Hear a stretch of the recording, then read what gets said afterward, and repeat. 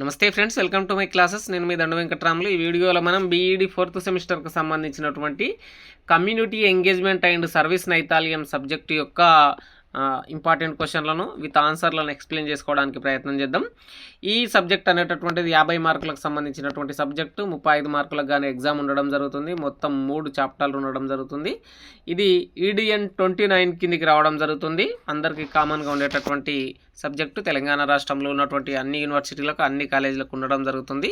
So చాలా easy, గంటన్నర సమయంలో మీరు ఈజీగా పాస్ అయిపోయేటటువంటి subject community engagement and service Nai Talim అనేటటువంటిది. నైతాలియం అనేటటువంటి దాని గురించి తెలుసుకుంటే చాలు. కమ్యూనిటీ ఎంగేజ్మెంట్ మీకు ఆల్రెడీ తెలిసి ఉన్నటువంటి టాపికే.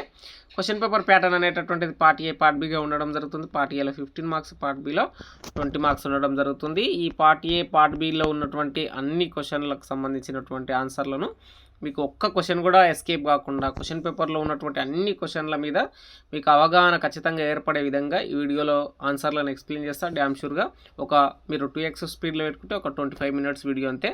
సో మీరు ఏ పుస్తకం చదవకపోయినా, దేన్ని చదవకపోయినా సరే ఈ వీడియోతో మీరు ఖచ్చితంగా పాస్ అయిపోతారు, అది గ్యారంటీ. ఇక్కడ ఫస్ట్ క్వశ్చన్ చూడండి. గ్రామీణ జీవితంలో కళలు, వృత్తి మరియు నైతాలియం విద్య ఎలా ఉపయోగపడతాయో వివరించండి. జస్ట్ నైతాలియం ఎడ్యుకేషన్ రూరల్ లైఫ్లో ఎలా ఉంటుంది అనేటటువంటి క్వశ్చన్. పాలోప్రీర్ క్రిటికల్ పెడగోజీ ప్రాక్సిన్ గురించి క్లుప్తంగా వివరించండి అనేటటువంటి క్వశ్చన్. ఇక్కడ పాలోప్రీర్ అనేటటువంటి పర్సన్కి సంబంధించినటువంటి పెడగాజీ అండ్ ప్రాక్సిస్కి సంబంధించినటువంటి ప్రశ్న. నెక్స్ట్ రవీంద్రనాథ్ ఠాగూర్ రూరల్ డెవలప్మెంట్కి సంబంధించినటువంటి క్వశ్చన్. సో ఇక్కడ రవీంద్రనాథ్ ఠాగూర్ది కావచ్చు, నైతాలియం ఎడ్యుకేషన్ క్వశ్చన్ కావచ్చు. ఈ క్వశ్చన్ పేపర్లో క్వశ్చన్ ప్రొనౌన్సియేషన్ అనేది వేరే రకాలుగా కూడా ఉండొచ్చు, కానీ ఆన్సర్ సేమ్ ఉంటుంది. ఇక్కడ క్వశ్చన్ ఎట్లా అడుగుతాడు? రవీంద్రనాథ్ ఠాగూర్ గ్రామ నిర్మాణ వ్యవస్థలోని తత్వాలను వివరించండి, గ్రామ నిర్మాణ వ్యవస్థలో ఉన్నటువంటి దశలను వివరించండి, గ్రామ నిర్మాణ వ్యవస్థ గురించి వివరించండి అని అడుగుతాడు. ఓవరాల్గా రవీంద్రనాథ్ ఠాగూర్ అనేటటువంటి క్వశ్చన్ వచ్చిందంటే అది ఖచ్చితంగా రూరల్ కన్స్ట్రక్షన్ గురించి ఉండడం జరుగుతుంది అనేటటువంటిది రాయండి. నెక్స్ట్ ఆదర్శ గ్రామం, సస్టైనబుల్ మోడల్ విలేజ్ అనేటటువంటి దాని గురించి, సుస్థిరాభివృద్ధి కలిగినటువంటి గ్రామం గురించి. అదేవిధంగా సమాజ కేంద్రీకృత పాఠ్యాంశాలతో అనుభవపూర్వక అభ్యసనం అంటే ఏమిటి అనేటటువంటిది. ఇక్కడ జస్ట్ కమ్యూనిటీ సెంటర్డ్ కరిక్యులం గురించి క్వశ్చన్ అడుగుతుంటారు అనమాట. నెక్స్ట్ 6th క్వశ్చన్ చూసినట్లయితే ఏదైతే local occupations help in entrepreneurship training and marketing, స్థానిక వృత్తులు అనేటటువంటివి మార్కెటింగ్కి ఎలా ఉపయోగపడతాయి, తగిన ఉదాహరణలతో వివరించండి అనేటటువంటిది. ఇక చూడండి, మీకు ఠాగూర్ క్వశ్చన్ చెప్పిన కదా, మళ్ళీ discuss Tagore philosophy of rural reconstruction అనేటటువంటిది 7th క్వశ్చన్ అయినా 3rd క్వశ్చన్ అయినా ఒకే రకమైనటువంటి ఆన్సర్, కానీ క్వశ్చన్లోనే తేడా వస్తుంది. నెక్స్ట్ ఏదైతే గ్రామ్సీ రాసిన సేంద్రియ మేధో విధానం మరియు గ్రామ నిర్మాణం మరియు అభివృద్ధిలో దాని పాత్రను వివరించండి. Explain Gramsci's the organic intellectual approach and its role in rural construction and development అనేటటువంటి ప్రశ్న. ఇక 9th క్వశ్చన్ చూడండి. వనరుల సమీకరణ వినియోగానికి సంబంధించినటువంటి అంశం, సమాజ భాగస్వామ్యం ఎలా సహాయపడుతుంది అనేటటువంటిది. Elaborate on the importance of resource mobilisation and utilisation and how does it helps promoting effective students and community engagement అనేటటువంటి ప్రశ్న.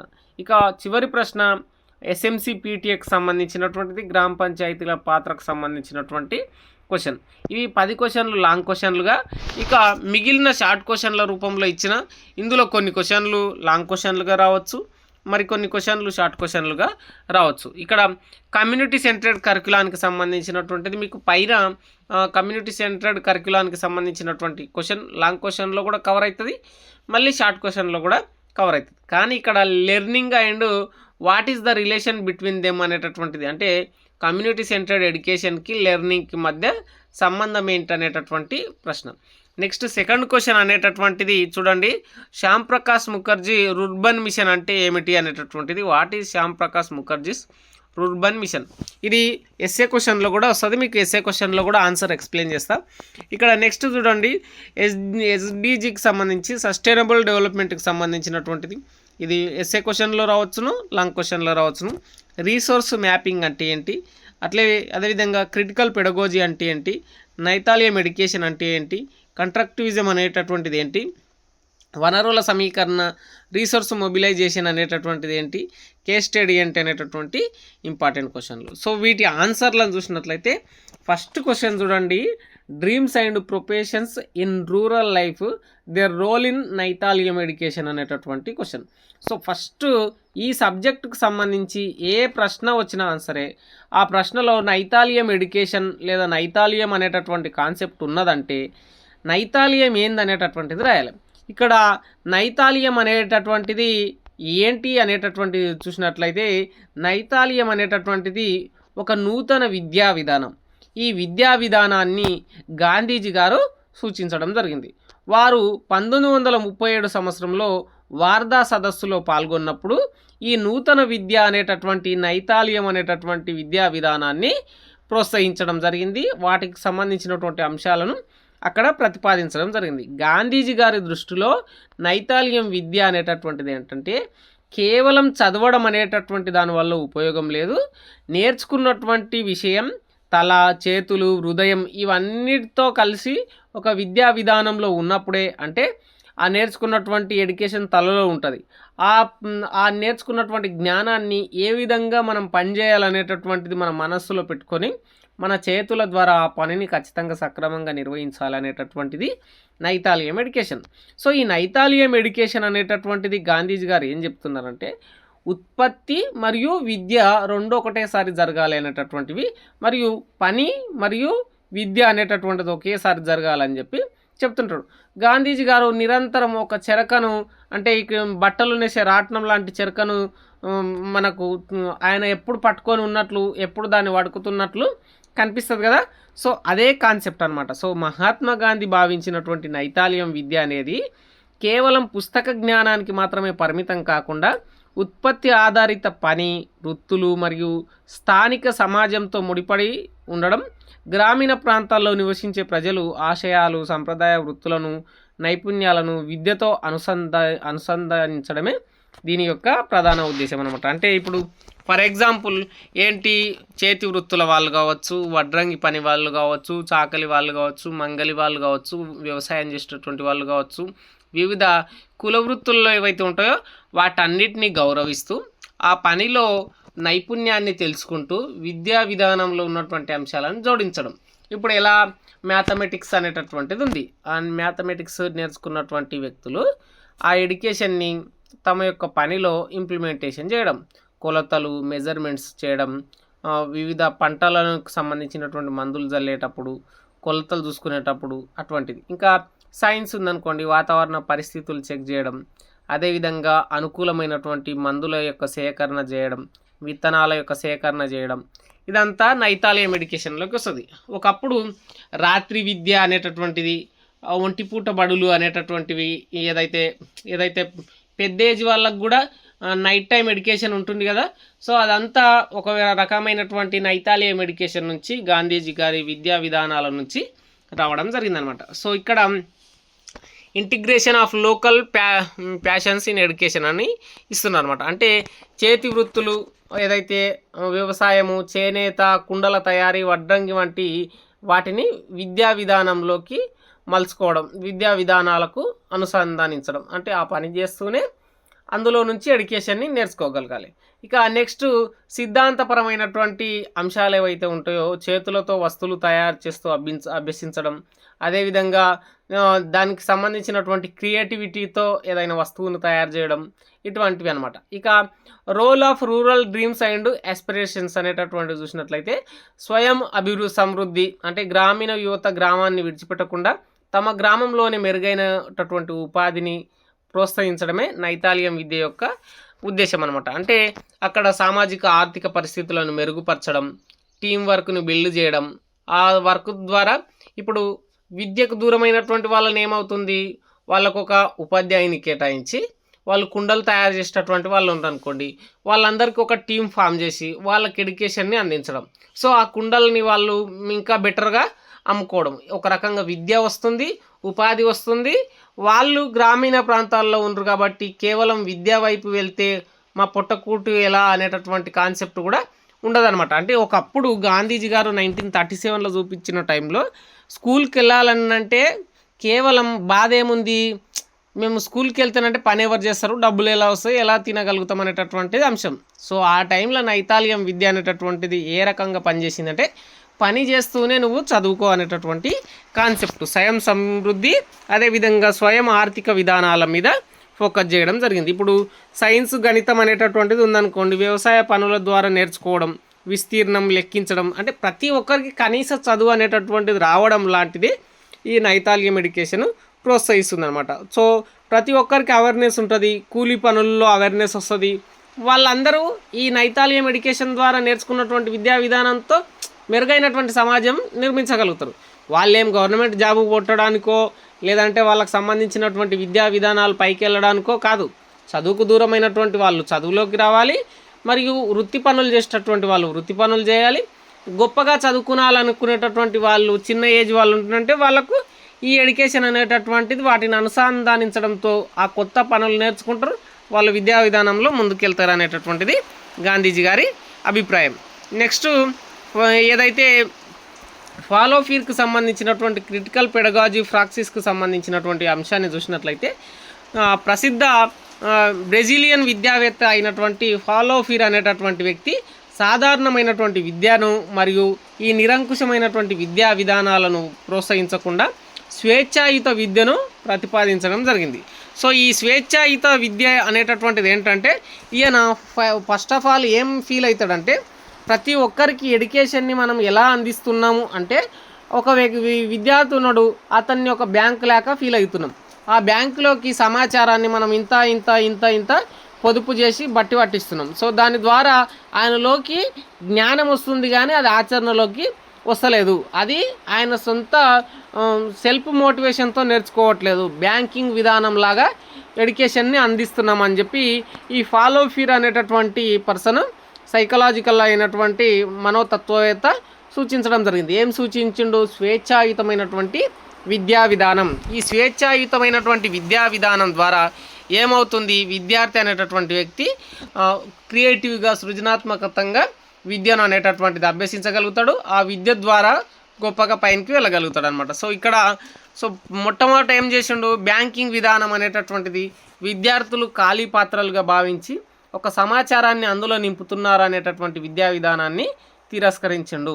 వాళ్ళకు సంబంధించినటువంటి అణచివేతలు, కుల మత లింగ అసమానతలు లేనటువంటి విద్యా విధానం ప్రోత్సహించాలని చెప్పి ఈ ఫాలో ఫీర్ అనేటటువంటి వ్యక్తి కేవలం ఫ్రీడమ్ మీద వాళ్ళకు సంబంధించినటువంటి ఎడ్యుకేషన్ నేర్చుకొని స్వేచ్ఛాయుతంగా నేర్చుకొని దాన్ని ఆచరణలోకి తీసుకురాగలగాలి అనేటటువంటి అంశంతో ఉన్నటువంటి విద్యా విధానాన్ని క్రిటికల్ పెడగాజీకి సంబంధించినటువంటి, ఇక్కడ పెడగాజీ అంటే ఏంటి, ఒక సబ్జెక్ట్ అని అర్థం వస్తుంది అనమాట, జ్ఞానం అనేటటువంటి అర్థం రావడం జరుగుతుంది. సో ఇక్కడ క్రిటికల్ పెడగాజీ అనేటటువంటి దాన్ని ఫాలో ఫీర్ అనేటటువంటి ప్రసిద్ధ బ్రెజిలియన్ సంబంధించినటువంటి విద్యావేత్త సూచించడం జరిగింది. ఈయన ప్రకారం ఏం జరగాలి, ఆలోచన ఆచరణ అనేటటువంటిది క్రిటికల్ ప్రాక్టీస్గా సూచించడం జరిగింది. అంటే కేవలం ఆలోచించడం వల్ల లేదా ఆలోచన లేకుండా పనిచేయడం వల్ల మార్పు రాదు.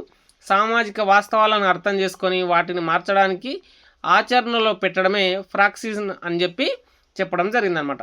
ఈ విద్యా విధానం అణచివేత నుంచి విముక్తి పొంది క్రియాశీలమైనటువంటి పౌరులను స్వేచ్ఛాయుతంగా విద్యను అభ్యసించి క్రియేటివ్ మైండ్లుగా ఉన్నటువంటి విద్యా విధానాలను ప్రోత్సహించడం జరిగింది.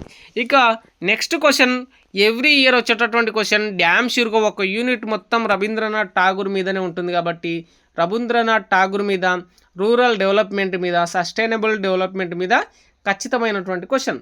సో థర్డ్ క్వశ్చన్ మరియు సెవెంత్ క్వశ్చన్ ఒకే రకంగా ఉండడం జరుగుతుంది. సో ఇక్కడ చూడండి, ఎవరైతే రవీంద్రనాథ్ ఠాగూర్ విశ్వగురు అని చెప్పి పిలుచుకునేటటువంటి రవీంద్రనాథ్ ఠాగూర్ ఈ గొప్ప సంఘ సంస్కర్త అని చెప్పి చెప్పుకోవచ్చును.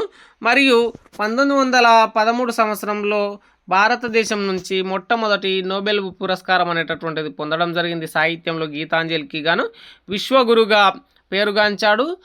అదేవిధంగా శాంతినికేతన్ అనేటటువంటి విద్యా వ్యవస్థను, దాంతోపాటు విశ్వభారతి అనేటటువంటి విద్యా వ్యవస్థను స్వేచ్ఛాయుతంగా ఏదైతే పట్టణ ప్రాంతానికి దూరంగా ఏదైతే పొలాల మధ్యలో ప్రకృతి మధ్యలో విద్యా వ్యవస్థలు ఉండాలి, వారికి సహజమైనటువంటి విద్యా విధానం ఉండాలని చెప్పి శాంతినికేతన్ అనేటటువంటి విద్యా విధానాన్ని గ్రామీణ పునర్నిర్మాణ వ్యవస్థల వలె ఆ శాంతినికేతన్ అనేటటువంటిది గ్రామీణ ప్రాంతాలకు దగ్గరగా ఉండేటటువంటి విద్యా విధానాలను 1921 సంవత్సరంలో ప్రోత్సహించడం జరిగింది. ఈయన కూడా కేవలం ఈ నైతాలియం ఎడ్యుకేషన్ ఎలా ఉంటుందో అటువంటి కాన్సెప్ట్లే ఉంటాయి. అంటే గ్రామీణ ప్రాంతంలో ఉన్నటువంటి వాళ్ళకు ఎట్లాంటివి ఈ నైతాలియం విద్య ఏం చెప్తుంది, కంప్లీట్గా ఏదైతే కుండలు, చేతి పనులు, వృత్తి పనులు, వ్యవసాయ పనులు, ఉపాధి కలిగిస్తూ విద్యను అభ్యసించడం. ఇక్కడ కూడా రవీంద్రనాథ్ ఠాగూర్ రూరల్ ఎడ్యుకేషన్ అనేటటువంటిది ఏం చెప్తుంది, రూరల్ ఎడ్యుకేషన్లో స్వేచ్ఛాయుతంగా ఉండి వాళ్లకు వైద్య సదుపాయాలు అందించడం కోసం, వాళ్లకు స్థిరమైనటువంటి విద్యా బోధనలు అందించడం కోసం, సుస్థిరాభివృద్ధి అయినటువంటి ఆర్థిక గణాంకాలు అందించడం కోసం ఈ రూరల్ ఎడ్యుకేషన్ అనేటటువంటిది అవసరం అని చెప్పి చెప్పడం జరిగింది. అంటే స్వయం సమృద్ధి, ఆత్మగౌరవం, గ్రామీణులు ఇతరులపై ఆధారపడకుండా తమ సమస్యలను తామే పరిష్కరించుకునేలాగా పాఠశాల వాతావరణం అనేటటువంటిది ప్రకృతికి దగ్గరగా ఉండాలని చెప్పి, విద్యార్థులకు ఆధునిక వ్యవసాయ పద్ధతులు, సైన్స్ మరియు శ్రమ అనేటటువంటిది శ్రమ యొక్క ప్రాముఖ్యతను తెలియజేయడం గురించి రవీంద్రనాథ్ ఠాగూర్ చెప్పడం జరిగింది. అదేవిధంగా కుటీర పరిశ్రమల యొక్క పునరుద్ధరణ, అంటే చిన్న చిన్న చేతి వృత్తులు ఉంటారు కదా, చేనేత, వడ్రంగి, కుండల తయారీ వంటి అంశాలను, ఆ వృత్తులను శాస్త్రీయంగా అభివృద్ధి పరచడం, సైన్స్ని వాటికి జోడించడం, ఇంకా బెటర్గా వాటిని మార్కెటింగ్ చేయడం, ఇటువంటి అంశాలు కుటీర పరిశ్రమలకు సంబంధించినటువంటివి ప్రోత్సహించడం జరిగింది. ఇక ఆరోగ్యం, పరిశుభ్రత వంటి అంశాల్లో గ్రామీణులకు పారిశుద్ధ్యం గురించి, వ్యాధి నిరోధక చర్యల గురించి, మంచినీటి సదుపాయాల గురించి, ప్రాథమిక వైద్య సహాయం గురించి అవగాహన కల్పించడం, వాటిని ఏర్పాటు చేయడం వంటి అంశాలు ఈ ఠాగూర్ విద్యా విధానాలు ప్రోత్సహించడం జరుగుతుంది. ఎప్పుడొచ్చింది, 1921 శాంతినికేతన్ నుంచి రావడం జరిగింది. ఇక ఆ తర్వాత సహకార వ్యవస్థ, అది విద్యార్థులలో కావచ్చు, రైతులలో కావచ్చు, వృత్తి పని చేసేటటువంటి వాళ్ళు సహకార వ్యవస్థ అంటే ఒక టీం లాగా, గ్రూప్ లాగా ఉండి విద్యా విధానాలు నేర్చుకోవడం అనేటటువంటి కాన్సెప్టు. ఠాగూర్ గ్రామీణ పునర్నిర్మాణ అనేటటువంటి భావన భౌతిక, విద్య మరియు సాంస్కృతిక అంశాల యొక్క సమాహారం. ఇది నేటి గ్రామీణ అభివృద్ధి పథకాలకు మార్గదర్శకంగా నిలవడం జరుగుతుంది. సో నైతాలియం విద్య మహాత్మా గాంధీ ఎట్లా చెప్పింటాడో ఇక్కడ కూడా అట్లే చెప్పింటాడు, కానీ ఇందులో అనుసంధానించడం, అక్కడ పని చేస్తూ విద్యకు దూరం అయింటారు కదా, వాళ్ళు పని చేస్తూ విద్యను నేర్చుకోండి అనేటటువంటిది. ఇక్కడ విద్య నేర్చుకునేటటువంటి వాళ్ళు పనిలో అంశాలను కూడా మెరుగుపరచుకోండి అనేటటువంటి కాన్సెప్ట్ అనమాట. సో నెక్స్ట్ సస్టైనబుల్ మోడల్ లేదా sustainable village, sustainable development question 10 రకాలుగా రాని సస్టైనబుల్ అనేటటువంటి పదం ఉందంటే సుస్థిరాభివృద్ధి గురించినటువంటి అంశం. ఆన్సర్ అనేటటువంటిది ఎప్పటికీ ఒకే రకంగా ఉంటుంది. అక్కడ విలేజ్ ఇచ్చిండా, లేదంటే ఒక పర్సన్ని ఇచ్చిండా, కమ్యూనిటీని ఇచ్చిండా, సొసైటీని ఇచ్చిండా, స్కూల్ని ఇచ్చిండా అనేటటువంటి అంశాన్ని పెట్టుకొని రాయండి. ఇక్కడ ఏ అంశాలు ఇస్తానో వాటికి సంబంధించినటువంటి హెడ్డింగ్లు ఇస్తానో అవే హెడ్డింగ్లు ఉంటాయి. ఒక కమ్యూనిటీ గురించి ఉన్నా, ఒక గ్రామం గురించి ఉన్నా, ఒక స్కూల్ గురించి ఉన్నా.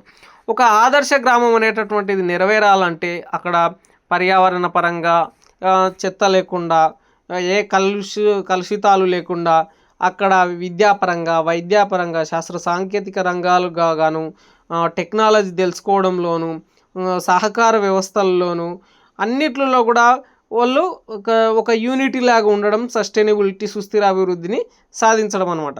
పర్యావరణ సుస్థిరత ఉండడం అంటే చెట్లు వంటివి కొట్టకుండా ఉండడం, ఇంకుడు గుంతలు తవ్వడం, వర్షపు నీటిని నిల్వ ఉంచడం, అటవీ వ్యవస్థను పెంచడం, సేంద్రియ వ్యవసాయ పద్ధతులను చేయడం, ఇది సుస్థిర అభివృద్ధి కిందకి రావడం జరుగుతుంది. అదేవిధంగా ఆర్థిక స్వయం సమృద్ధి అంటే స్థానిక వృత్తులను ప్రోత్సహించడం, కుటీర పరిశ్రమలు, స్వయం సహాయక సంఘాలు, స్థానిక మార్కెట్లను ఏర్పాటు చేయడం వంటివి సస్టైనబుల్ డెవలప్మెంట్ కిందికి రావడం జరుగుతుంది. ఇక సామాజిక సమానత్వం అంటే పారదర్శకమైనటువంటి పంచాయతీ పాలన, కుల, లింగ వివక్షత లేకుండా ఎస్ఎంసి మరియు గ్రామసభ భాగస్వామ్యం వంటి అంశాలు ఉండాలి.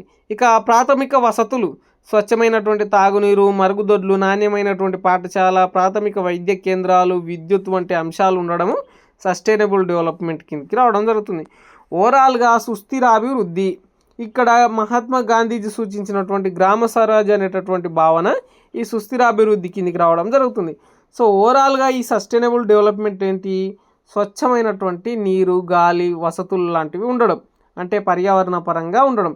ఇక ఆర్థికంగా అంటే వాళ్ళకు చేసుకోవడానికి పని, ఉపాధి లాంటివి ఉండడం.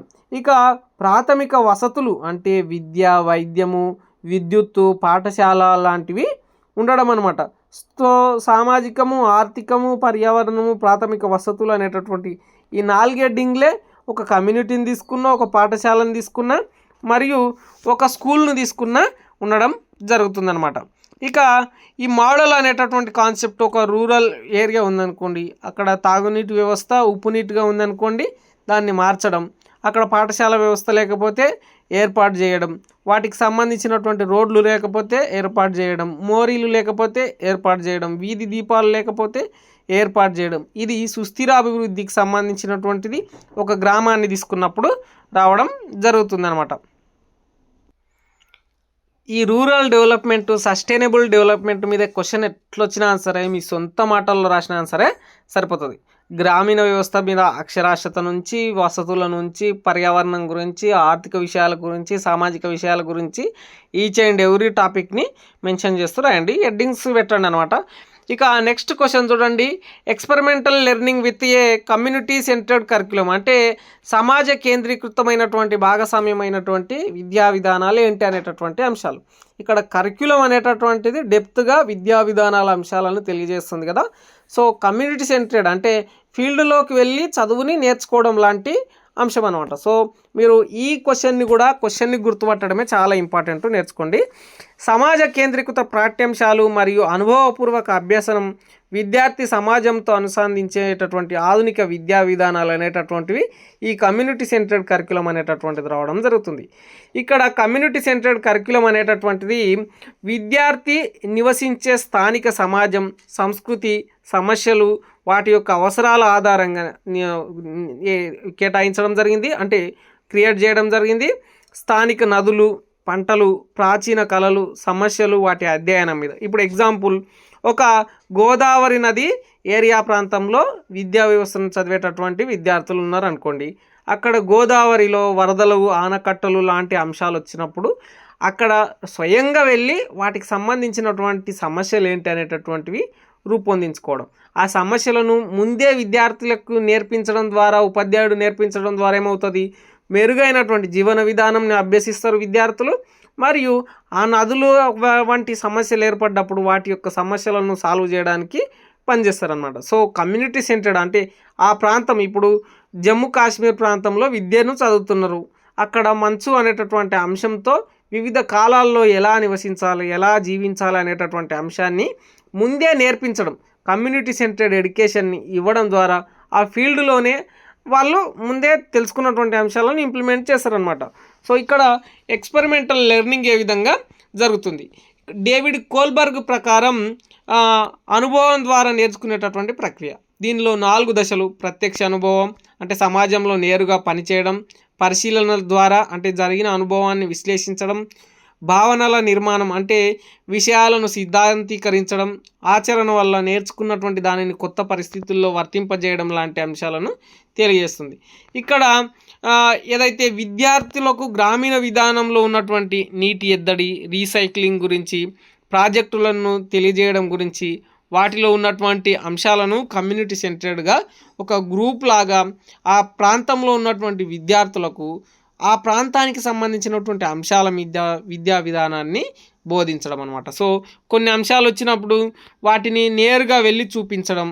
ఇప్పుడు బొగ్గుగని ప్రాంతంలో ఉన్నటువంటి విద్యార్థులకు ఆ పాఠ్యాంశం వచ్చినప్పుడు అక్కడ ఆ బొగ్గుగనికి వెళ్ళి చూపించడం.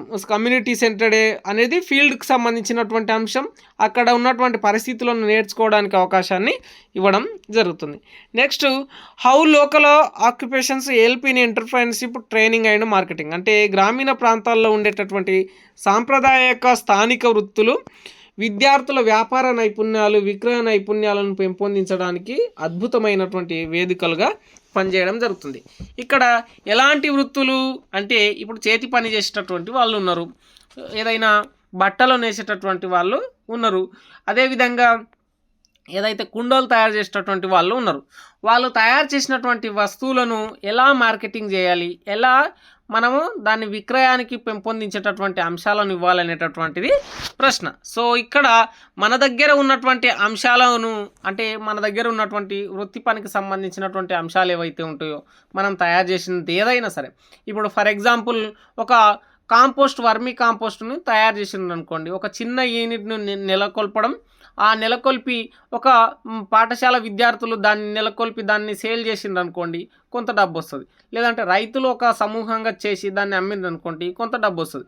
అంటే ఇక్కడ ఒక రకమైనటువంటి మార్కెటింగ్ అనేటటువంటిది ఎలా ఉంటుంది, దాని యొక్క ట్రైనింగ్ అనేటటువంటిది మనం విద్యా విధానం నుంచి వాళ్ళు పెద్దగైన స్థాయి వరకు నేర్పించడం అనమాట. సో మొట్టమొదట పాఠశాలలో వర్మీ కాంపోస్ట్ను, మట్టి ప్రమాదాలను తయారు చేసేటటువంటి యూనిట్ని నెలకొల్పి వాటిని లాభాలు నష్టాలు లెక్కలను చూపించడం. అది అమ్ముతారా లేదా తర్వాత విషయం, కానీ ఈ వస్తువుని సేల్ చేస్తే ఇంట్లో అనేటటువంటి కాన్సెప్ట్. అంటే ఒక రకంగా ఇది సైన్స్కి సంబంధించినటువంటి సైన్స్ ఫేర్లు ఉంటే, ఇక్కడ ఈ వస్తువుని ఇట్లా తయారు చేస్తారు, ఈ ఫ్యాక్టరీలు ఇలా పనిచేస్తాయి అనేటటువంటి విషయాలను తెలపడం లాంటి ఏదైతే మార్కెటింగ్ ట్రైనింగ్కి సంబంధించినటువంటి అంశాలను విద్యార్థులకు నేర్పించడం.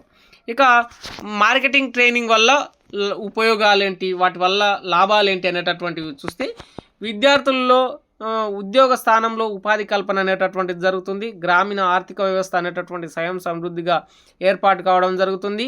వాళ్ళు తయారు చేసినటువంటి వస్తువుకు స్థిరమైనటువంటి ధరను నిర్ణయించడం, ప్యాకింగ్ చేయడం, వాటిని ప్రచారం చేయడం, దాన్ని తయారు చేసినటువంటి వస్తువులను డిజిటల్ మార్కెటింగ్ చేసుకోవడం, ఇప్పుడు సోషల్ మీడియా ఏర్పడింది కదా, వాటిని వివిధ స్థలాల్లో విక్రయించేటట్లు డిజిటల్ మార్కెటింగ్ చేయడం లాంటివి అంశాలు అనమాట. సో ఇందులో బెనిఫిట్స్ ఏంటి, ఈ క్వశ్చన్కు మీరు అడ్వాంటేజెస్లో రాయాలి. ఏంటి, మనం తయారు చేసినటువంటి వస్తువులు ఏవైతే ఉంటాయో వాటిని కమ్యూనిటీ ఎంగేజ్మెంట్లో మనం మార్కెటింగ్ చేయాలంటే వాటిని ట్రైనింగ్ అనేటటువంటిది విద్యా వ్యవస్థ నుంచి, ఇప్పుడు ఏదైతే చార్టెడ్ అకౌంట్ ఉందనుకోండి, బిజినెస్ ఆర్గనైజేషన్ మేనేజ్మెంట్ ఉందనుకోండి, అటువంటి అంశాలు ఎలా ఉంటాయి అంటే విద్యార్థులకు దీన్ని ప్రోత్సహించడం, ఆ మార్కెటింగ్ వ్యవస్థను నేర్పించడం, అందులో ఎలా ఉంటుంది, దాన్ని టాలీ ఎలా చేసుకోవాలి, దాన్ని ఎలా సేల్ చేయాలి, ఆ సేల్ అనేటటువంటి దానికి ఆకర్షణీయంగా ఎలా మార్కెటింగ్ చేసుకోవాలి అనేటటువంటివి కొన్ని సాఫ్ట్వేర్లు ఉంటాయి. అవన్నీ తెలుసుకోవడం వల్ల వృత్తి పని చేసేటటువంటి వాళ్ళు, గ్రామీణ ప్రాంతంలో ఉండేటటువంటి వాళ్ళు మెరుగైనటువంటి జీవన విధానాన్ని, ఉపాధిని పొందడం జరుగుతుంది. సో దానివల్ల జాబ్ రాకపోయినా సరే ఆ విద్యార్థి ఫ్యూచర్లో బ్రతకగలుగుతాడు అనమాట. Next, Gramsci's organic intellectual approach and its role in rural development. ఏదైతే గ్రామ్సీకి సంబంధించినటువంటి ఒక మేధావి సాంప్రదాయమైనటువంటి ఇంటలెక్చువల్కు సంబంధించినటువంటి అంశాన్ని వివరించడం జరిగింది. దాన్ని ఆయన సాంప్రదాయ మేధావులు అని చెప్పి, సేంద్రియ మేధావులు అనేటటువంటి అంశాలుగా వర్గీకరించడం జరిగింది. జస్ట్ సింపుల్ ఏంటంటే, ఇటాలియన్ మార్క్సిస్ట్ ఆలోచన పరుడైనటువంటి ఆంటోనియో గ్రామ్సీ అనేటటువంటి పర్సన్, సొంతంగా నేర్చుకున్నటువంటి వ్యక్తులు, అదేవిధంగా కృత్రిమంగా నేర్చుకున్నటువంటి వ్యక్తుల అంశంలాగా ఇంటలెక్చువల్ని ఆయన 2 టైప్స్గా డివైడ్ చేయడం జరిగింది. సో ఇక్కడ ఆ 2 టైప్స్కి సంబంధించినటువంటి చూడండి, ఆర్గానిక్ ఇంటలెక్చువల్ అప్రోచ్ అంటే కేవలం పుస్తకాలకే పరిమితం కాకుండా తమ సొంత సామాజిక తరగతి లేదా సమాజ అనుభవాల నుంచి పుట్టుకొచ్చి ఆ సమాజ చైతన్యానికి పనిచేసేటటువంటి వారిని సేంద్రియ మేధావులు అని చెప్పి అంటారు. వీరు ప్రజల జీవితాలతో మమేకమై వారి భాషలోనే మాట్లాడతారు. ఇక రూరల్ కన్స్ట్రక్షన్ అండ్ డెవలప్మెంట్ అనేటటువంటి చూసినట్లయితే, గ్రామీణ సమస్యల అవగాహన వెలుపలి అధికారుల కంటే స్థానిక రైతు, టీచర్, సమాజ కార్యకర్తలకు గ్రామీణ సమస్యలపై పూర్తి అవగాహన అనేటటువంటిది ఉంటుంది. స్థానిక ప్రజలను సమీకరించి స్వయం పాలన మరియు హక్కుల పట్ల చైతన్యపరుస్తారు. అదేవిధంగా సాంప్రదాయక జ్ఞానాన్ని ఆధునిక పరిజ్ఞానంతో అనుసంధించి గ్రామీణ ఉత్పత్తులను అనేటటువంటివి పెంపొందించడం జరుగుతుంది. సో ఇక్కడ ఈ ఇటాలియన్ ఆలోచన పరుడైనటువంటి గ్రామ్సీ ఇంటలెక్చువల్ అప్రోచ్ ఏంటి అంటే, వాళ్ళ యొక్క ఇప్పుడు ఒక గ్రామం ఉంది, ఆ గ్రామం లోపలనే ఏదైతే మేధావులు ఎవరైతే ఉంటారో వాళ్ళతో మమేకమై వాటికి సంబంధించినటువంటి సమస్యలు, వాటి యొక్క తయారీ విధానాలు, వాటికి సంబంధించినటువంటి అనుభవాలను తెలుసుకుంటారు. ఇక వాటికి సంబంధించినటువంటి డెవలప్మెంట్ అనేటటువంటిది చేస్తారనమాట. ఆ ఉత్పత్తికి సంబంధించినటువంటిది మీరు స్క్రీన్ మీద వస్తున్నటువంటిది గ్రామ్సీ ఇమేజ్ అనమాట. ఒక సైకాలజిస్ట్ అని చెప్పి చెప్పుకోవచ్చును. ఈ ప్రశ్న కూడా రావచ్చును. Next important question, resource mobilization and utilization in student community engagement. పాఠశాల మరియు గ్రామీణాభివృద్ధికి భౌతిక, ఆర్థిక, మానవ, సాంస్కృతిక వనరులను సేకరించడాన్ని, వనరుల సమీకరణ అని, వాటిని సరైన రీతిలో వాడడాన్ని వినియోగం అని చెప్పి అంటారు. కమ్యూనిటీ మొబిలైజేషన్ అనేటటువంటి అంశం. టైప్స్ ఆఫ్ రీసోర్సెస్ అంటే మానవ వనరులు, స్థానిక వృత్తిదారులు, రిటైర్డ్ ఉద్యోగులు, స్వచ్ఛంద సేవకులు, రీసోర్స్కి సంబంధించి అంటే ఈ ఎవరైతే రీసోర్సెస్ అంటే వాళ్ళకి సంబంధించినటువంటి జ్ఞానాన్ని అందించేటటువంటి వాళ్ళు మనుషులైతే స్థానికంగా ఉండేటటువంటి వాళ్ళు, భౌతిక వనరులు అయితే పాఠశాల భవనాలు, ఆట మైదానాలు అటువంటివి, ఆర్థిక వనరులు అనేటటువంటి పంచాయతీ నిధుల నుంచి, వివిధ దానాల నుంచి, ఎస్ఎంసి నిధులు, స్కూల్ మేనేజ్మెంట్ కమిటీ వంటి నిధుల వాటి నుంచి రీసోర్స్ అనేటటువంటిది తీసుకోవచ్చు అనమాట. ఇక ఇక్కడ ఏదైతే స్టూడెంట్కి సంబంధించినటువంటి క్వశ్చన్ ఇది చూడండి. కమ్యూనిటీ అంటే రీసెర్చ్ మొబిలైజేషన్, యూటిలైజేషన్, స్టూడెంట్స్ అంటే ఒక ఏదైనా సోర్స్ని తీసుకోవడం, వనరులను తీసుకోవడం, దాన్ని ఎలా సేకరిస్తావు, ఎలా సమీకరిస్తావు, ఎలా ఉపయోగిస్తావు. సో ఆ డబ్బు పిల్లల నుంచి అనుకుందాం, వాళ్ళు ఏదైనా తయారు చేయాలనుకున్నారు, వాళ్ళు ఏదైనా అభివృద్ధి చేయాలనుకున్నారు, ఆ డబ్బు ఎక్కడెక్కడి నుంచి వస్తుంది? ఎస్ఎంసి ఉంటాయి కదా, స్కూల్ మేనేజ్మెంట్ కమిటీ నిధులు, వాటి నుంచి తీసుకోవచ్చు. ఎవరైనా డొనేషన్లు ఇస్తే వాటి నుంచి తీసుకోవచ్చు. గ్రామ పంచాయతీ నిధుల నుంచి తీసుకోవచ్చు. ఇటువంటి అంశాలు అనమాట. సో ఏదైనా హెల్ప్ కావాలంటే అక్కడ ఉన్నటువంటి రిటైర్డ్ ఉద్యోగులు, స్వచ్ఛంద సేవకులు మరియు ఏదైనా పని చేసేటటువంటి కాన్సెప్ట్లో ఉన్నప్పుడు ఆ వృత్తిపరమైనటువంటి వ్యక్తులను కలవడం, అప్రోచ్ అవ్వడం అనమాట. సో వాళ్ళకి సంబంధించినటువంటి ఆ జ్ఞానాన్ని తెలుసుకొని వాళ్ళు ఎలా స్కూల్ భవనాలను, ఆట మైదానాలను ఉపయోగించుకొని వాటికి సంబంధించినటువంటి ఇంప్లిమెంటేషన్ చేస్తారు. ఇప్పుడు ఏదైనా ఒక కుండల తయారీకి సంబంధించినటువంటిది చూపించాలని అనుకున్నారు, ఒక సైన్స్ ఫేర్ని చూపించాలని అనుకున్నారు. సైన్స్ ఫేర్ని చూపించాలంటే ఎస్ఎంసి నిధులో, ఏదైతే గ్రామ పంచాయతీ నిధులో, డొనేషన్లో వీటి నుంచి స్కూల్ భవనాలను, స్కూల్ ప్లే గ్రౌండ్స్ను ఉపయోగించుకొని ఏదైనా ఒక వస్తువు తయారు చేసేటటువంటిది ఉంటే ఏదైతే సైన్స్ ఫేర్లో ఆ వ్యక్తులను, వృత్తిపరమైనటువంటి వ్యక్తులను పిలుచుకోవడం అనమాట. ఇక్కడ దానివల్ల కమ్యూనిటీ ఎంగేజ్మెంట్ అనేటటువంటిది ఏమైతే అంటే గ్రామస్తుల పాఠశాలకు స్థలం లేదా వస్తువులకు విరాళం ఇచ్చి పాఠశాలను తమదిగా భావించడం జరుగుతుంది. విద్యార్థులు గ్రామంలోని వనరులను మ్యాపింగ్ చేయడం ద్వారా గ్రామీణ, భౌగోళిక మరియు సామాజిక పరిస్థితులను ప్రాక్టికల్గా నేర్చుకోవడం జరుగుతుంది. స్థానిక నైపుణ్య కళాకారులు పాఠశాలలకు వచ్చి విద్యార్థులకు చేతి వృత్తులను నేర్పించడం వల్ల విద్యార్థులు సమాజం మధ్య సంబంధాలు అనేటటువంటివి ఏర్పడడం జరుగుతుంది. ఇక్కడ నెక్స్ట్ క్వశ్చన్ చూడండి. Role of SMC, PTA, panchayats in school community participation. ఇక్కడ స్కూల్లో వివిధ కమిటీలు అనేటటువంటివి మనం ఎస్ఎంసి, పీటీఏ అనేటటువంటిది అంటాం అనమాట. ఇక్కడ ఎస్ఎంసి అంటే ఏంటంటే స్కూల్ మేనేజ్మెంట్ కమిటీ అనేటటువంటిది విద్యా హక్కు చట్టం ప్రకారం ఏదైతే ఎన్ఈపి 2020 ప్రకారం కావచ్చు, అంతకు ముందుగా అయినా సరే పాఠశాల యాజమాన్యం పర్యవేక్షణలో సమాజ భాగస్వామ్యం అనేటటువంటిది అవసరం. అందులో తల్లిదండ్రులను భాగం చేయొచ్చు, విద్యావేత్తలను భాగం చేయొచ్చు, రిటైర్డ్ ఉద్యోగులను భాగస్వామ్యం చేయొచ్చు, వివిధ మేధావులను భాగస్వామ్యం చేయొచ్చు అనమాట. ఇక్కడ ఏదైతే పేరెంట్ టీచర్ అసోసియేషన్ అనేటటువంటిది పీటీఏ అని చెప్తాం, స్కూల్ మేనేజ్మెంట్ కమిటీని ఎస్ఎంసి అని అంటాం. సో ఇందులో 75% సభ్యులు విద్యార్థుల యొక్క తల్లిదండ్రులే ఉండడం జరుగుతుంది. మిగిలిన వాళ్ళు ఎవరైతే మేధావులు, టీచర్స్, వీళ్ళు ఉంటారనమాట. సో పాఠశాల అభివృద్ధి ప్రణాళికను తయారు చేస్తారు. మధ్యాహ్న భోజనం ఎట్లుంది, నీళ్లు సరిగ్గా ఉన్నాయా, లేదంటే మా పిల్లలకు సరైనటువంటి విద్యా విధానం ఉందా, సిలబస్ను కంప్లీట్ చేస్తున్నారా, కరికులం ఫాలో అవుతున్నారా, లైబ్రరీ నిర్వహిస్తున్నారా, గేమ్స్ నిర్వహిస్తున్నారా, దాంతోపాటు సైన్స్ ఫేర్ లాంటి అంశాలను, సైన్స్ ల్యాబ్లను చూపిస్తున్నారా, తరగతి గదిలో స్వేచ్ఛాయుత వాతావరణం ఉందా, బల్బులు ఉన్నాయా, ఫ్యాన్స్ ఉన్నాయా, వెంటిలేటర్స్ ఉన్నాయా, స్వచ్ఛమైనటువంటి వెలుతురు వస్తుందా, బోర్డు మంచిగా ఉందా అనేటటువంటి అంశాలను ఈ స్కూల్ మేనేజ్మెంట్ కమిటీ వాళ్ళే చూస్తారు. ఈ క్వశ్చన్కి మీరు అడ్వాంటేజెస్ కూడా రాయండి. దానివల్ల పిల్లల్లో విద్యార్థుల యొక్క అవసరాలు, వసతులు, వాళ్ళ యొక్క నైపుణ్యాలు, వాళ్ళకు సంబంధించి విద్యా విధానాలు మెరుగుపడతాయి అనేటటువంటి అంశం. ఇక పీటీఏ అనేటటువంటిది ఏంటంటే పేరెంట్ టీచర్ అసోసియేషన్. అంటే ఇక్కడ ఉపాధ్యాయులు మరియు తల్లిదండ్రుల మధ్య వారధిగా పనిచేయడం జరుగుతుంది. ఇక్కడ విద్యార్థుల యొక్క హాజరు, ప్రగతి, ప్రవర్తన వంటి అంశాల మీద చర్చించడం జరుగుతుంది. పాఠశాల విడిచిపెట్టిన పిల్లలను మళ్ళీ బడిలో చేర్పించడం, ఎవరైతే నిరక్షరాస్యత వైపు వెళ్తున్నారో వాళ్ళని అక్షరాస్యులుగా తయారు చేయడం, ఇందులో కంప్లీట్గా గ్రామంలో ఉన్నటువంటి పిల్లలందరినీ విద్యా వ్యవస్థలోకి తీసుకురావడం. ఇక్కడ విద్యార్థులు మరియు తల్లిదండ్రులు డిస్కస్ చేసుకునేటటువంటిది పీటీఏ. ఎస్ఎంసీ ఏంటి, సమస్యల మీద పనిచేసేటటువంటిది. ఇక్కడ ఏంటి, కంప్లీట్గా విద్యా వ్యవస్థలోకి పిల్లల్ని తీసుకురావడం లాంటి అంశం.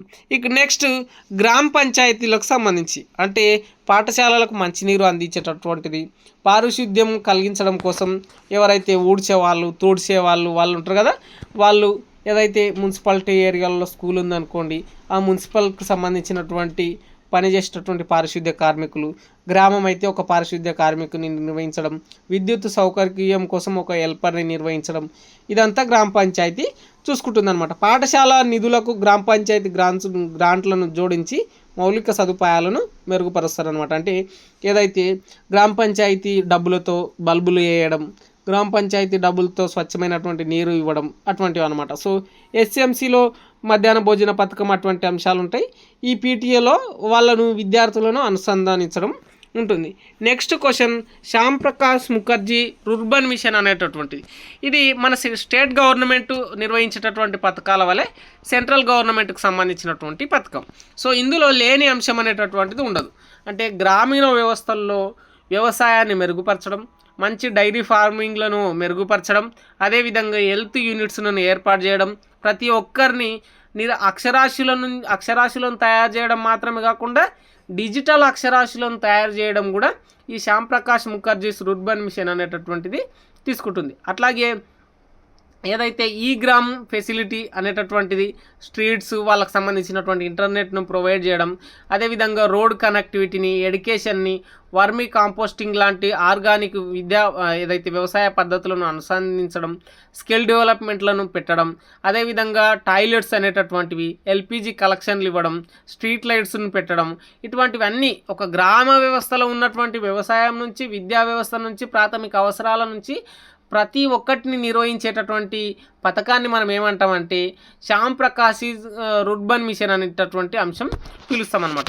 సో దీన్ని SPMRM అనేటటువంటి పేరుతో పిలవడం జరుగుతుంది. ఈ SPMRM అనేటటువంటిది గ్రామీణ మరియు పట్టణ ప్రాంతాల మధ్య ఉన్నటువంటి మౌలిక ఆర్థిక వ్యత్యాసాలను తగ్గించేందుకు భారత ప్రభుత్వం ప్రవేశపెట్టినటువంటి ఒక విప్లవాత్మకమైన మరియు సమగ్రమైనటువంటి పథకమే ఈ SPMRM అనేటటువంటి పథకం. సో దీని ద్వారా గ్రామ వ్యవస్థ అనేటటువంటిది ఇంకా మెరుగుపడడం జరుగుతుంది. పట్టణ ప్రాంతంలో ధనికులు, గ్రామీణ ప్రాంతంలో పేదవాళ్ళు అనేటటువంటి భావన తొలగిపోయి గ్రామీణ మరియు పట్టణ రెండు ప్రాంతాల్లో కూడా అందరికీ అవకాశాలను కలిగించడం. సో ఇక్కడ దీనిని 2016 ఫిబ్రవరి 21న ప్రధానమంత్రి నరేంద్ర మోడీ గారు ఛత్తీస్గఢ్లో ప్రారంభించడం జరిగింది. గ్రామ ఆత్మ నగర సౌకర్యాలు అనేటటువంటి soul of village facility of a city, అంటే అది ఒక చిన్న విలేజ్ అయినా సరే అది ఒక సిటీ లాగా అన్ని అవకాశాలు, వసతులు లాంటివి ఏర్పాటు చేయడం, మెరుగైన ఉపాధి, మెరుగైన జీవన ప్రమాణాలు, వసతులు, వైద్యము గ్రామీణ ప్రాంతాల్లో నగర స్థాయిలో ఉండేటటువంటి అంశాలను ఏర్పాటు చేయడం. దాని ద్వారా ఏం జరుగుతుంది, ఇప్పుడు బస్తీ దవాఖానాలు అనేటటువంటివి ఏర్పాటు కావడం జరిగింది. ఈ పథకం ద్వారానే చిన్న చిన్న హాస్పిటళ్ళు, చిన్న చిన్న క్లస్టర్స్ రూపంలో చిన్న చిన్న విలేజ్లో కూడా ఒక హాస్పిటల్ ఏర్పాటు కావడం జరిగింది. ఈ రూర్బన్ క్లస్టర్లలో సెంట్రల్ గవర్నమెంటే మనకు దీనికి డబ్బులు ఇవ్వడం జరుగుతుంది.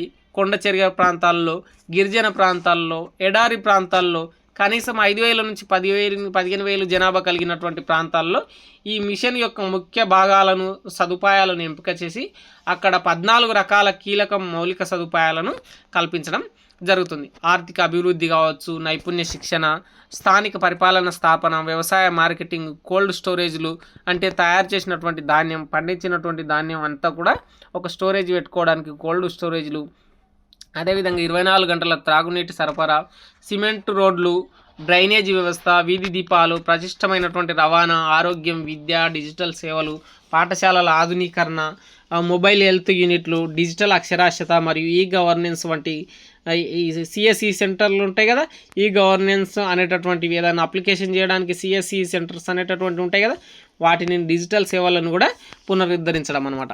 సో మొత్తంగా ఇప్పటివరకు చెప్పినటువంటి అన్ని లాంగ్ క్వశ్చన్లు డెఫినెట్లీ అంటే నైతాలియం విద్య కావచ్చు, కమ్యూనిటీ సెంటర్డ్ ఎడ్యుకేషన్ కావచ్చు, రూర్బన్ మిషన్ కావచ్చు, రూరల్ డెవలప్మెంట్ కావచ్చు, సస్టైనబుల్ డెవలప్మెంట్ కావచ్చు, మహాత్మా గాంధీ కావచ్చు, అదేవిధంగా రవీంద్రనాథ్ ఠాగూర్ కావచ్చు. ఇటువంటి మేజర్ క్వశ్చన్స్ అనేటటువంటివి డెఫినెట్లీగా కమ్యూనిటీ ఎంగేజ్మెంట్ అండ్ సర్వీస్ నైతాల్యంలో వస్తాయి. ఇక షార్ట్ క్వశ్చన్లు అనేటటువంటివి కూడా యాజ్ ఇట్ ఈజ్గా నేను ఇదివరకు చెప్పినటువంటి అంశాలే, కాకపోతే కొంత 2-3 క్వశ్చన్లు వాటికి సంబంధించినటువంటి ఎక్స్ట్రా ఉంటాయి. చూడండి, community centered curriculum and experimental learning meaning and రిలేషన్షిప్కు సంబంధించి సమాజ కేంద్రీకృత పాఠ్యాంశాలు అనేటటువంటిది ఏంటి, వాటి ప్రయోగాత్మక అభ్యసనం ఏంటి, వాటి మధ్య సంబంధం ఏంటి అనేటటువంటిది షార్ట్ క్వశ్చన్. సో స్థానిక సమాజ అవసరాలు, సంస్కృతి మరియు సమస్యల ఆధారంగా రూపొందించబడ్డ విద్యా ప్రణాళికనే కమ్యూనిటీ సెంటర్డ్ కరిక్యులం అని అంటాం. అంటే అక్కడ ఉన్నటువంటి కమ్యూనిటీకి సంబంధించినటువంటి అవసరాలను బట్టి పాఠ్యాంశాలను నిర్వహించడం. విద్యార్థులు ప్రత్యక్ష అనుభవాలు, ప్రయోగాలు మరియు పనుల ద్వారా జ్ఞానాన్ని పొందేటటువంటి విధానమే ఈ ఎక్స్పెరిమెంటల్ లెర్నింగ్ అని చెప్పి చెప్తాం. ఇక్కడ వాటి మధ్య సంబంధం ఏంటి అంటే, కమ్యూనిటీ సెంట్రల్ కరిక్యులం మధ్య ఎక్స్పెరిమెంటల్ లెర్నింగ్ మధ్య సంబంధం ఏంటంటే, సమాజ కేంద్రీకృత పాఠ్యాంశాలు ఏమి నేర్చుకోవాలో అందిస్తే, ప్రయోగాత్మక అభ్యాసనం ఆ సమాజంలో ఆ విషయాలు ఎలా నేర్చుకోవాలో చూపిస్తుంది. ఇవి 2 జ్ఞానాన్ని పాఠశాల బయటి ప్రపంచంతో అనుసంధించడం జరుగుతుందన్నమాట.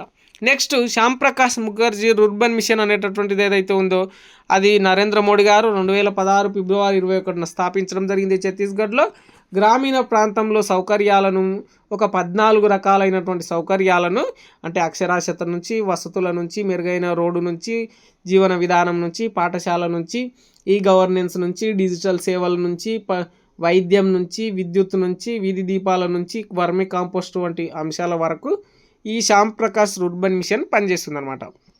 Next, village government and sustainable డెవలప్మెంట్కి సంబంధించినటువంటిది SGDs అనేటటువంటిది.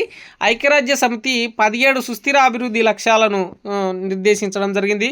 పేదరికం, ఆకలి నిర్మూలన, ఉపాధి హామీ పథకాలు, రేషన్ వ్యవస్థ వంటివి ఈ సస్టైనబుల్ డెవలప్మెంట్ నుంచే రావడం జరిగింది.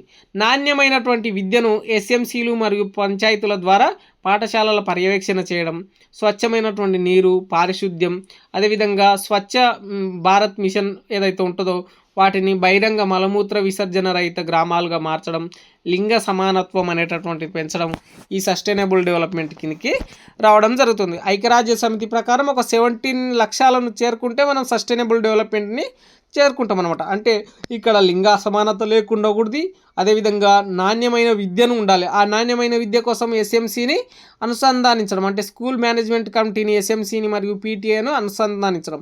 అదేవిధంగా స్వచ్ఛమైనటువంటి నీరు, స్వచ్ఛమైనటువంటి గాలి, స్వచ్ఛమైనటువంటి గ్రామీణ జీవితం ఉండడానికి స్వచ్ఛ భారత్ మిషన్ వంటివి ఏర్పాటు చేయడం అనమాట. సో ఏదైతే మీరు గాంధీ తాత సింబల్ లాంటిది ఉండి ఒక కంటి అద్దాల లాగా ఉండే స్వచ్ఛ భారత్ ఏదైతే ఉంటుందో, ఏక్ కదం స్వచ్ఛతాకి ఓర్ అనేటటువంటిది ఒక స్లోగన్ ఉంటుంది కదా, ఇదన్నీ సస్టైనబుల్ డెవలప్మెంట్ కోసం ఉంటాయన్నమాట. ఇక రీసోర్స్ మ్యాపింగ్ అనేటటువంటిది ఏంటి? రీసోర్స్ మ్యాపింగ్ అంటే ఏంటి? వనరులను మ్యాపింగ్ చేయడం అనేటటువంటి అంశం. సో ఇప్పుడు మనం నార్మల్గా భూమి పహానీలు చూస్తాం, సర్వే నెంబర్లు, లేదంటే ఏదైనా పాఠశాల వ్యవస్థకు సంబంధించినటువంటి చూస్తే హాజరు పట్టిక లాంటివి మనం నార్మల్గా ఒక మ్యాప్ లాగా గీసుకునేటటువంటిది, ఏదైనా మ్యాటర్ గురించి ఒక మ్యాప్ లాగా తీసుకునేటటువంటిది ఏంటి? అది రీసోర్స్ని మ్యాపింగ్ చేసుకోవడం అనేటటువంటి అంశం అనమాట. చూద్దాం, ఇక్కడ ఒక గ్రామం లేదా ప్రాంతంలో లభ్యమయ్యేటటువంటి అన్ని రకాల వనరులను దృశ్య రూపంలో చూపించేటటువంటి ప్రక్రియ. సహజ వనరులను మ్యాపింగ్ చేయడం, నీరు, భూమి, అడవులు, సామాజిక వనరులు, బడులు, ఆసుపత్రులు, పంచాయతీలు. ఇప్పుడు నీరును మ్యాపింగ్ చేయడం అంటే ఏంటి? ఒక నది బొమ్మ గీయడం. అదేవిధంగా భూమిని మ్యాపింగ్ చేయడం అంటే ఏంటి? ఒక ప్రాంతంలో సర్వే నెంబర్లను గీయడం. అదేవిధంగా అడవులను మ్యాపింగ్ చేస్తే మనకు లొకేషన్లు ఎట్లా చూపిస్తుంది? గ్రీన్ కలర్లో చూపించినట్లు అక్కడక్కడ అడవులు ఉన్నతాన దట్టమైనటువంటి గ్రీన్ కలర్లో చూపిస్తుంది అనమాట. నెక్స్ట్, బడి ఆసుపత్రులు ఉన్నతాన, ఇప్పుడు ఆసుపత్రి ఉన్నతాన ఈ సింబలు, బడి ఉన్నతాన మరొక సింబల్ని చూపించడం, గుడి ఉన్నతాన ఒక సింబల్ని చూపించడం, ఇదంతా రీసోర్స్ మ్యాపింగ్ కిందికి రావడం జరుగుతుంది. ఒక ప్రణాళిక కోసం పాఠశాలలలో ఉపయోగపడుతుంది. గ్రామీణ ప్రాంతాల్లో ఉపయోగపడుతుంది. ఇక క్రిటికల్ పెడగాజీ అనేటటువంటిది పాలో ఫీర్ అనేటటువంటి వ్యక్తి బ్రెజిలియన్కు సంబంధించినటువంటి వ్యక్తి ప్రతిపాదించడం జరిగింది. మీకు ఆల్రెడీ ఎస్ఏ క్వశ్చన్లో చెప్పిన విద్య అనేది కేవలం సమాచారాన్ని బట్టి పట్టించడం కాదు, సమాజంలోని అసమానతలను శోషణలను ప్రశ్నించే చైతన్యాన్ని ఇవ్వడం, స్వేచ్ఛాయుతమైనటువంటి విద్యా విధానాన్ని అందించడం ఈ క్రిటికల్ పెడగాజీ కిందికి వస్తుంది. పాలో ఫీర్ అనేటటువంటి వ్యక్తి సూచించడం జరిగింది. నెక్స్ట్ నైతాలియం విద్య. మీకు సబ్జెక్టు నేమే నైతాలియం విద్య. నైతాలియం అనేటటువంటిది నూతన విద్యా విధానం. ఇది పనిని మరియు భాగస్వామ్యాన్ని విద్యలోకి అనుసంధానించడం లాంటి అంశం. 1937లో వార్దా సదస్సులో మహాత్మా గాంధీ గారు దీన్ని ప్రతిపాదించడం జరిగింది. 7 సంవత్సరాల నుంచి 14 సంవత్సరాల పిల్లలకు విద్యను ఉచిత నిర్బంధ విద్యను అందించాలని చెప్పి 1937లో చెప్పడం జరిగింది. కానీ అది 2009 సంవత్సరం ఆర్టీఈ 2009 రైట్ టు ఎడ్యుకేషన్, ప్రతి ఒక్కరికి రైట్ టు ఎడ్యుకేషన్ ఆర్టీఈ అనేటటువంటిది వచ్చింది కదా. ప్రతి ఒక్కరికి 2009 నుంచి ఉచిత నిర్బంధ విద్య అనేది వచ్చింది. కానీ మహాత్మా గాంధీ గారు నైతాలియం విద్యలో అప్పుడే చెప్పిండ్రు. దీని ప్రభావం వల్లనే రాత్రి బడులు, ఆ తర్వాత ఒంటిపూట బడులు, కొందరికి సెలవు దినాల్లో పని దినాల్లో బడులు, కొందరికి పుస్తకాలను అందించడం ఇటువంటివి చేయడం జరిగింది. నెక్స్ట్ కన్స్ట్రక్టివిజం అనేటటువంటిది అంశం. విద్యార్థులు కేవలం జ్ఞాన నిర్మాణాన్ని వారు కాదు, తమ సొంత అనుభవాలు ఆలోచనల ద్వారా జ్ఞానాన్ని నిర్మించుకోవడం జరుగుతుంది. సో ఈ కన్స్ట్రక్టివిజం అనేటటువంటిది ఎవరెవరు ప్రతిపాదించిందంటే అమెరికాకు సంబంధించినటువంటి జీన్ పియాజే కావచ్చు, అదేవిధంగా వైగాడ్స్కి సంబంధించినటువంటి వాళ్ళు కావచ్చు, ఈ తత్వవేత్తలు ప్రతిపాదించడం జరిగింది. ఇక ఉపాధ్యాయుడు కేవలం ఒక మార్గదర్శి మాత్రమే. అన్వేషణ, ప్రాజెక్టులు మరియు గుంపులుగా చర్చల ద్వారా అభ్యసనం అనేటటువంటిది జరగడం జరుగుతుంది. ఇక్కడ ఈ ఏదైతే ఉపాధ్యాయుడు అనేటటువంటి వ్యక్తి మార్గదర్శిగా ఉంటాడు, కానీ విద్యార్థి అంటే చైల్డ్ సెంట్రిక్గానే విద్యా విధానం అనేటటువంటిది, మన నూతన విద్యా విధానం అనేటటువంటిది కూడా ఎట్లా ఉంటుంది, విద్యార్థి ప్రధాన పాత్ర, ఉపాధ్యాయుడు సహాయకుడుగా ఉండడం జరుగుతుంది. నెక్స్ట్ క్వశ్చన్ మొబిలైజేషన్కి సంబంధించి విలేజ్ గవర్నెన్స్కి సంబంధించినటువంటి అంశం. అంటే వనరుల సమీకరణ, గ్రామ పాలన. గ్రామాభివృద్ధికి అవసరమైనటువంటి ప్రభుత్వ గ్రాంట్లు, స్థానిక పన్నులు, స్వచ్ఛంద విరాళాలు మరియు మానవ శ్రమను ఒక చోట చేర్చడమే ఏదైతే రీసెర్చ్ మొబిలైజేషన్ అని చెప్పి అంటాం. అంటే గ్రామానికి రావాల్సినటువంటి బోర్లు, గ్రామానికి రావాల్సినటువంటి వీధి దీపాలు, గ్రామం వాళ్ళు ఇవ్వాల్సినటువంటి పన్నులు, గ్రామానికి ఎవరైనా డొనేట్ చేసినటువంటి అంశాలు, పని అంటే ఇప్పుడు స్వచ్ఛ భారత్, రోడ్లు పుడ్చడం లాంటి అంశాలు, ఇదంతా సమీకరణ చేయడమే రీసెర్చ్ మొబిలైజేషన్. గ్రామ పాలన, విలేజ్ గవర్నెన్స్ ఏంటి, గ్రామ పంచాయత్ రాజ్ వ్యవస్థ ద్వారా పారదర్శకంగా గ్రామసభ అనుమతితో వనరులను నిష్పక్షపాతంగా ఉపయోగించడం, వాటికి సంబంధించి సక్రమంగా ఉపయోగించడం, ఆ డబ్బును సరైన పద్ధతిలో నెరవేర్చడం అనేటటువంటి అంశాలు ఉంటాయన్నమాట. ఇక లాస్ట్ క్వశ్చన్ కేస్ స్టడీకి సంబంధించినటువంటి షార్ట్ క్వశ్చన్. ఒక వ్యక్తి సంఘటన, పాఠశాల లేదా గ్రామానికి సంబంధించినటువంటి సమాచారాన్ని లోతుగా సమగ్రంగా అధ్యయనం చేసేటటువంటి పద్ధతిని కేస్ స్టడీ అంటాం. అంటే ఒక పాఠశాలకు సంబంధించింది కావచ్చు, గ్రామానికి సంబంధించింది కావచ్చు, ఏదో ఒక అంశాన్ని లోతుగా అధ్యయనం చేసిండు అనుకోండి, దాన్ని కేస్ స్టడీ. ఒక కేసు గురించి స్టడీ చేసిండని అనుకుందాం, దాన్ని కేస్ స్టడీ అని చెప్పి మనం పిలుస్తుంటాం. అంటే ఒక ఇన్వెస్టిగేషన్ చేయడం, రీసెర్చ్ చేయడం లాంటి అంశమే కేస్ స్టడీ. ఇందులో సమస్య ఎంపిక, సమాచార సేకరణ, సమాచార విశ్లేషణ, ఒక రిపోర్ట్ తయారు చేయడం, ఆ పరిష్కారం అనేటటువంటిది సూచించడం అనేటటువంటిది జరగడం జరుగుతుంది. ఇప్పుడు గ్రామీణ సమస్యలు ఉన్నాయనుకోండి, దాన్ని రీసోర్స్ మ్యాపింగ్ చేయడం, ఏమేమి సమస్యలు అని చెప్పి రాసుకోవడం, వాటికి సంబంధించినటువంటి పట్టికలు తయారు చేయడం, వాటికి ఎంత ఖర్చు అయితే అవి సమస్యలు పోతాయి అనేటటువంటి వాటి యొక్క పరిష్కార మార్గాలను సూచించడమే కేస్ స్టడీకి సంబంధించినటువంటి అంశం.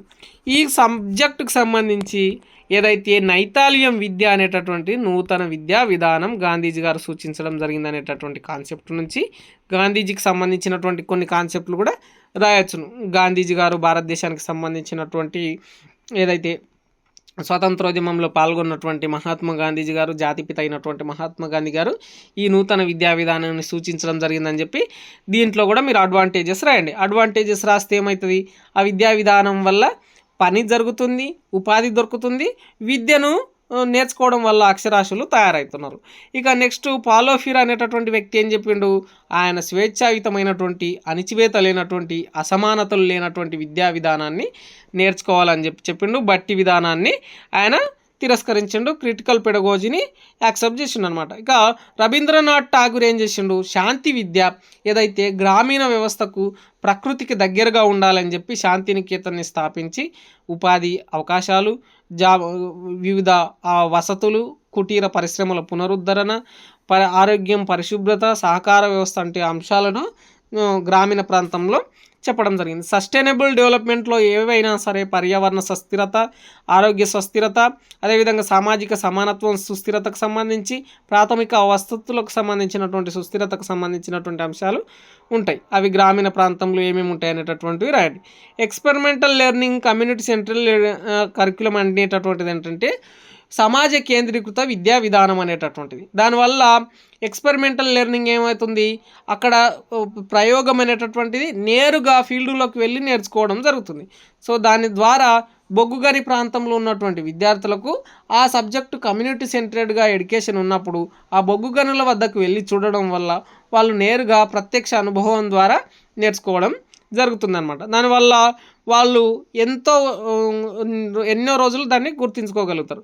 నెక్స్ట్ ఏంటి, ఏదైతే లోకల్ ఆక్యుపైజేషన్, ఎంటర్ప్రెన్యూర్షిప్, ట్రైనింగ్, మార్కెటింగ్ అంటే ఒక ట్రైనింగ్, మార్కెటింగ్ ట్రైనింగ్కి సంబంధించి పాఠశాల వ్యవస్థల్లోనే ఒక మట్టి పాత్రలు ఎలా సేల్ చేయాలి, వాటిని ఎలా తయారు చేయాలి, వాటిని తయారు చేసే ప్రాసెస్ నుంచి సేల్ చేసే వరకు డిజిటల్ మార్కెటింగ్ కావచ్చు, వివిధ దాన్ని ప్రచారం చేయడం కావచ్చు, ప్యాకింగ్ కావచ్చు, ధర నిర్ణయించడం కావచ్చు, ఇవన్నిటి గురించి విద్యార్థులకు అవగాహన నేర్చుకోవడం ద్వారా వాళ్ళు కమ్యూనిటీ సెంటర్డ్గా వాళ్ళ వృత్తి పనులైనటువంటి అంశాలను వాళ్ళు మెరుగైన జీవన విధానంలోకి తీసుకుంటారు. గ్రామ్సీ అనేటటువంటి వ్యక్తి ఇంటలెక్చువల్ అప్రోచ్ మరియు రూరల్ కన్స్ట్రక్షన్ అండ్ డెవలప్మెంట్ని సూచించడం జరిగింది. ఇంటలెక్చువల్ అప్రోచ్ అనేటటువంటిది ఏంటి, వాళ్ళ యొక్క సొంత వృత్తులకు దగ్గరగా ఉండి ఆ విషయాలను తెలుసుకోవడం.